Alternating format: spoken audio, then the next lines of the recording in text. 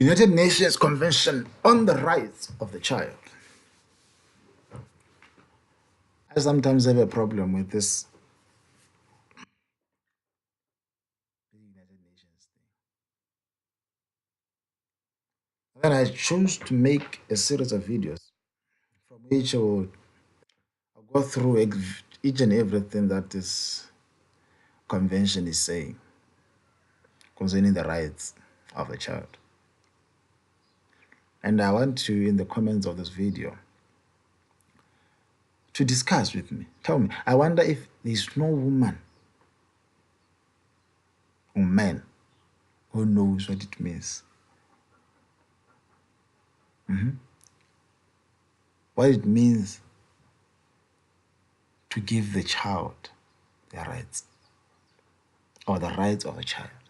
So I'm making this because it's amazing when you look at what is happening around the world.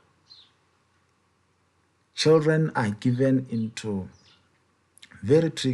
put into very tricky situations. They are told this disturbing word that children have rights. And I cannot recall at any point that anyone denied that. But just by the mention of that children have rights, things have taken a wrong turn. Children no longer know what it means to respect elders. I'm from Botswana, and our culture here, as a child or as a young man, the elderly are meant to be respected. Now, this child rights thing seems to be taking a wrong, I don't think it's taking the route is supposed to take, or it was intended for. Because now it's like it's chaos. Instead of helping, seems to have, it's like it's just brought rubbish instead of being of help. So here now I'm opening this convention. I want to look at some of the points that the United Nations are trying to address with this convention. And I'll discuss through them. This was my first video. I don't know how many videos will come from this, but I'm not going to rush. I'm going to take every article one by one. And I want to discuss and dwell into the culture, my culture mainly, or the culture of my country, Botswana, so that we can see how good or bad the ideology that this United Nations is carrying concerning the child.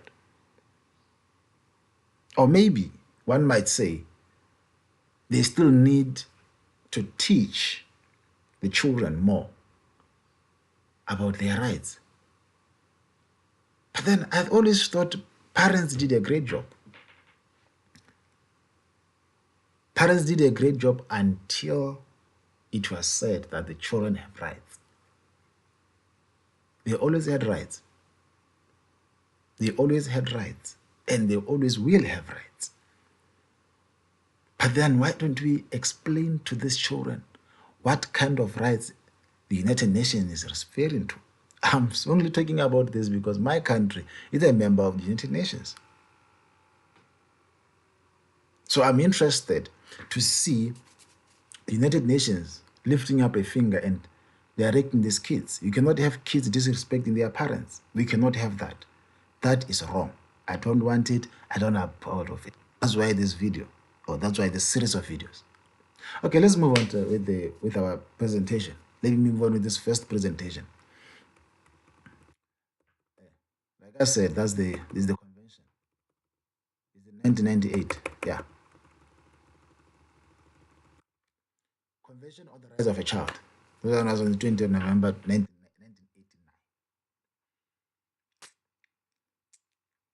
The first paragraph, it says, considering that in accordance with the principles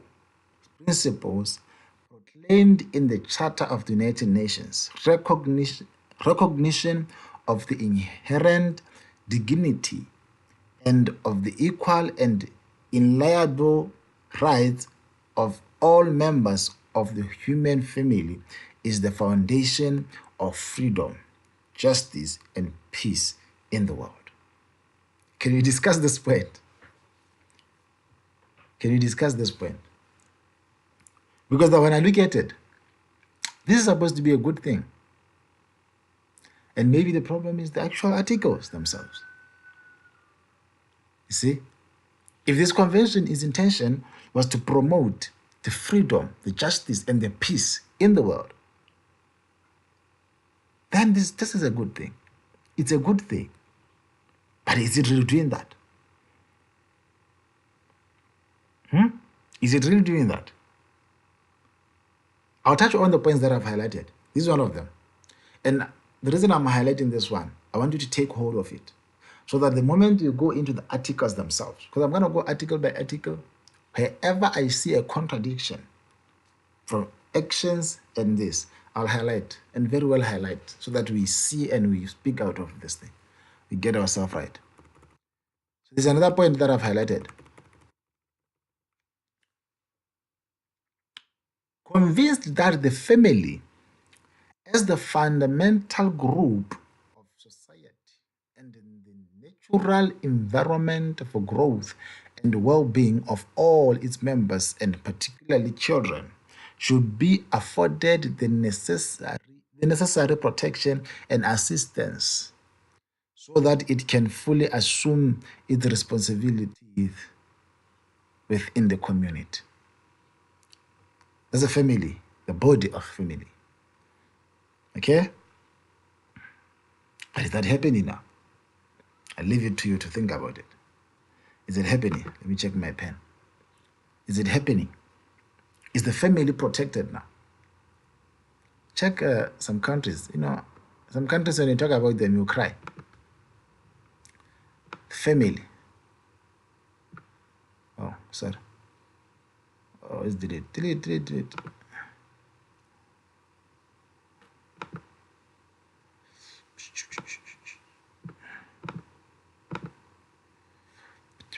Where is it? Family.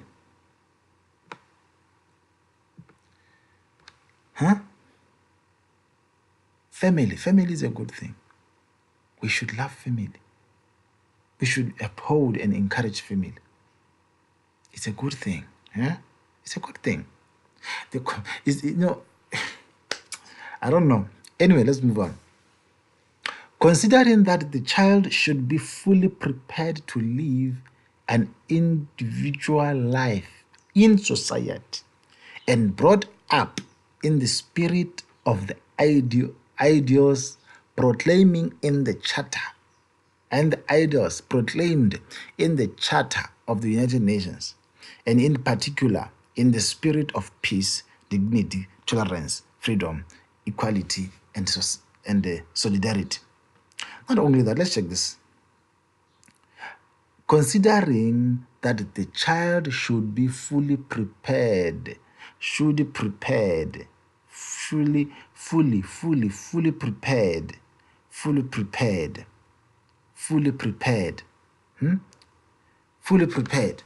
to live an individual life in society. Now, the preparation of a kid, when you prepare a kid to live fully as an individual, there are morals that comes with this. There are morals that every culture, adhere to. But right now, from what I'm looking at, or from what we will see, let's see if the United Nations is allowing that to happen, or the United Nations is trying to own every kid. I don't know. I'll leave that to you. Is the United Nations now facilitating the parents who are the primary responsible people to fully prepare the kids to live an individual life in society? It's a big question to ask. Big question. Let's move on. Let's move on. Let's move on. Let's move on. Let's move on. Oh, sorry. It jumped. Aha. Bring in mind that, as indicated in the Declaration of Rights of the Child, by reason of his physical and mental immaturity. Let me highlight that one.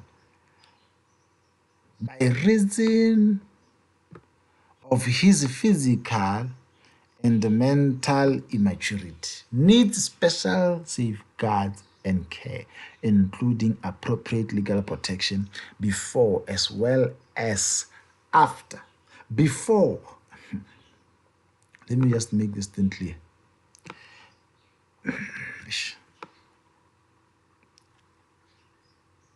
Before as well as after birth. Now tell me about abortion. I don't know if I can type on this. Abortion. Tell me about abortion. If the child deserves some sort of protection, legal protection, before as well as after birth, before birth and after birth. Tell me about abortion, which is perpetuated exactly through even this union thing, the United Nations. The United Nations is saying abortion is the best thing that can happen to a human being. And I'm saying no. For this video, abortion. But they are saying they should protect the child before birth and after birth. This is what I'm getting at. This is what I'm getting at. This is what I'm getting at. Including appropriate legal protection. Appropriate. This is just the trickery. To use the word appropriate. What is appropriate about protecting a kid? A kid deserves all sorts of every protection necessary. I don't know the kind of protection that is not appropriate. Every protection for a kid, whether still in the womb or born, it's appropriate. This is just the trickery. This one is trickery. They just want to open a loop so that they can be able to slot in abortion. This one. This one. This should read, including legal protection before as well as after birth. Not appropriate. It should be including legal protection before as well as after birth. This is not important, but I would appropriate, just the loophole. Just to put something in there. So now comment in this video, comment in the comment section of this video. Comment, let's talk about this issue. Is the United Nations doing what it's really saying it's doing? Is the children's rights what it is meant to be? Or they're just perpetuating whatever they want to do? Huh? Are these people,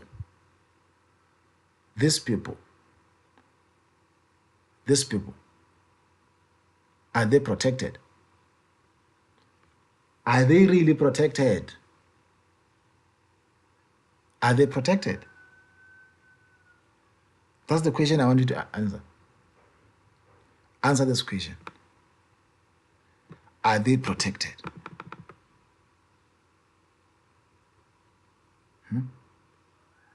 Are they protected?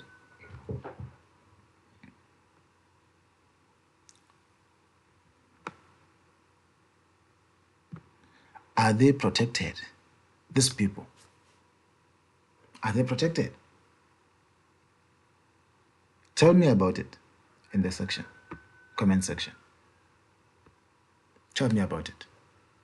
Thank you for watching. Please subscribe for more as we look at the most important and critical areas of our lives today. This change that is being brought swiftly by the enemy to confuse a family. Because for any society to be, there must first be a family.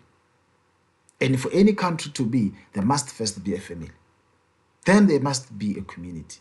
Then they will go on to be a country, eventually the world. But if these nitty-gritties we are going to overlook, there's a danger in doing that. There's a danger in doing that. Please subscribe. Subscribe.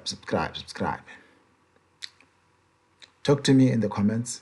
I'm ready to respond to any question, anything you have to say. I'm ready to respond to anything you want to say. I'm ready to respond.